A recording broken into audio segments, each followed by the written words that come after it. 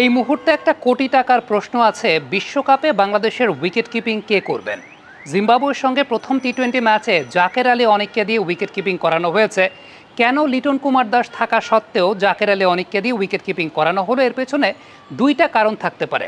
প্রথম কারণটা হতে পারে লিটন কুমার দাসকে ব্যাটিংয়ে একটু ফ্রি স্পেস দেয়া। যেহেতু খুব একটা ব্যাটিংয়ে তিনি টাচে নাই, ফর্মে নাই, সুতরাং তাকে শুধুমাত্র ব্যাটিং নিয়ে চিন্তা করতে দেয়া। আর দ্বিতীয় কারণ হতে পারে লিটন কুমার দাস যাতে বাংলাদেশ দলে অটোমেটিক চয়েস হিসেবে না থাকেন, বিকল্প অপশন যাতে বাংলাদেশের হাতে অ্যাভেলেবল থাকে, যে কারণে জাকের আলী অনিককে উইকেট কিপিংয়ে একটু টেস্ট করে দেখা।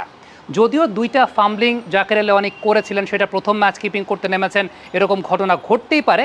কিন্তু ফ্যাক্ট হচ্ছে ঠিক কী কারণে টিম ম্যানেজমেন্ট প্রথম ম্যাচে লিটন কুমার দাসের ওপরে জাকের আলী অনিককে দিয়ে উইকেট কিপিং করালো। দ্বিতীয় যে কারণটা আমরা বিবেচনা করার চিন্তা করছি, যে বিশ্বকাপে যদি প্রয়োজন হয় যে লিটন কুমার দাসকে ড্রপ করা, যদি এরকম ব্যাপার ঘটে যে ব্যাটিংয়ে তিনি ফর্মে ফিরতেই পারছেন না, তখন যাতে বাংলাদেশের হাতে উইকেট কিপিং ব্যাটারের অপশনটা অ্যাভেলেবল থাকে, কিংবা জাকের আলী অনিক তো ব্যাটার হিসেবে খেলবেনই মিডল অর্ডারে, কিন্তু উইকেট কিপিংয়ের অপশনটা যাতে অ্যাভেলেবল থাকে, উইকেট কিপিংটা যাতে পরীক্ষিত থাকে। চলতি বছরের ঢাকা প্রিমিয়ার ডিভিশন ক্রিকেট লিগে সেরা উইকেট কিপারদের তালিকাটার দিকে যদি আমরা একটু তাকাই, তাহলে 1 নম্বর অবস্থানে কাজী নুরুল হাসান সোহান আছেন, 2 নম্বর অবস্থানে আছেন মাহিদুল ইসলাম অঙ্কন, 3 নম্বর অবস্থানে আছেন জাকের আলী অনিক। কিন্তু একটা ব্যাপার বুঝতে হবে, তা হচ্ছে নুরুল হাসান সোহান এবং সেই সঙ্গে মাহিদুল ইসলাম অঙ্কন, তারা 15টা ম্যাচ করে উইকেট কিপিং করেছেন। কাজী নুরুল হাসান সোহান 15 ম্যাচে 23টা ডিসমিসাল, মাহিদুল ইসলাম অঙ্কন 15 ম্যাচে 21টা ডিসমিসাল, অন্যদিকে 9 ম্যাচে 17টা ডিসমিসাল জাকের আলী অনিকের।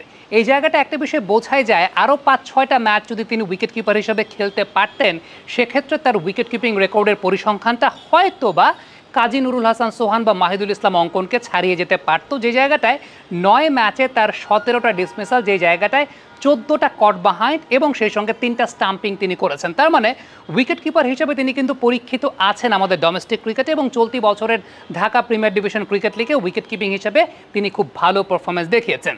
এখন প্রসঙ্গের জায়গাটা হচ্ছে, সৌম্য সরকার যদি কামব্যাক করেন, তাহলে কি লিটন কুমার দাসকে জায়গা ছেড়ে দিতে হবে, নাকি তানজিদ হাসান তামিমকে জায়গা ছেড়ে দিতে হবে? আবার একটা প্রশ্নের জায়গা আছে, সৌম্য সরকার কামব্যাক করবেন কিসের বেসিসে কামব্যাক করবেন?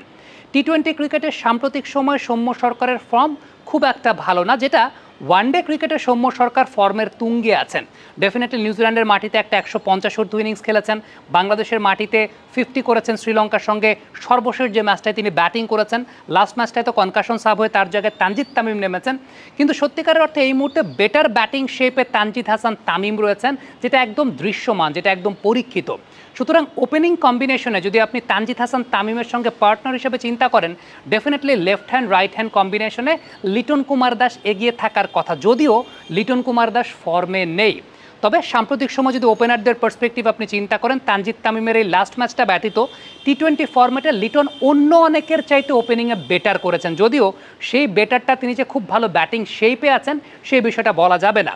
সৌম্য সরকারকে সবসময়ই বিবেচনা করা হয়েছে, তার ট্যালেন্ট আছে, সেই বিবেচনার জায়গা থেকে হ্যাঁ, ট্যালেন্টের প্রতিদান বা আস্থার প্রতিদান তিনি দিয়েছেন কালে ভদ্রে, কিন্তু টি-20 ক্রিকেটের সর্বশেষ 5টা ইনিংস যদি আমরা পর্যালোচনা করি, সেই জায়গায় আস্থার প্রতিদান কিন্তু সৌম্য সরকার দিতে পারেন না। আমরা যতদূর জেনেছি, শেষ 2টা টি-20 ম্যাচে জিম্বাবুয়ের সঙ্গে সৌম্যকে সুযোগ দেয়া হবে। এখন যদি সৌম্যকে সুযোগ দেয়া হয়, সৌম্য ক্লিক করে যান, তানজিদ তামিম এবং সেই সঙ্গে সৌম্য সরকারকে যদি প্রথম চয়েস হিসেবে ওপেনিং প্লেয়ার বিশ্বকাপে নিয়ে যাওয়া হয়, সেক্ষেত্রে লিটন কুমার দাসের অপশনটা কিন্তু অ্যাভেলেবেল থাকবে না অ্যাজ অ্যান ওপেনার। যদি as an opener Liton Kumar দাসকে ইনকর্পোরেট করা না যায়, সেক্ষেত্রে বেস্ট 11-ও লিটন কুমার দাস থাকবেন কিনা সেটাও কিন্তু একটা চিন্তার বিষয়। যদি বেস্ট 11-এ লিটন কুমার দাস না থাকেন, বিকল্প উইকেট কিপার হিসেবে জাকের আলী অনিককেই উইকেট কিপিংটা করতে হবে। আমার কাছে ব্যক্তিগতভাবে মনে হয় জাকের আলীকে সে অভ্যেসটা করানোর জন্য বা টিম ম্যানেজমেন্ট দেখতে চাচ্ছে অ্যাজ এ উইকেট কিপার তিনি কতটুকু ইন্টারন্যাশনাল ক্রিকেটে টেম্পারটা ধরে রাখতে পারেন বা পারফরমেন্সটা করতে পারেন। সো এই কারণেই হয়তোবা জাকের আলী অনিককে দিয়ে উইকেট কিপিংটা করানো হয়েছে। ম্যাচগুলো গেলে, একটার পর একটা ম্যাচ গেলে, সেকেন্ড, থার্ড, ফোর্থ, ফিফথ টি-20 এরকম ম্যাচগুলো গেলে আমরা হয়তোবা বুঝতে পারবো কোন দিকে দৃশ্যপটটা গড়াচ্ছে। কমেন্ট বক্সে আপনাদের কাছ থেকে মন্তব্য, মতামত জানতে চাই, লিখে পাঠাবেন।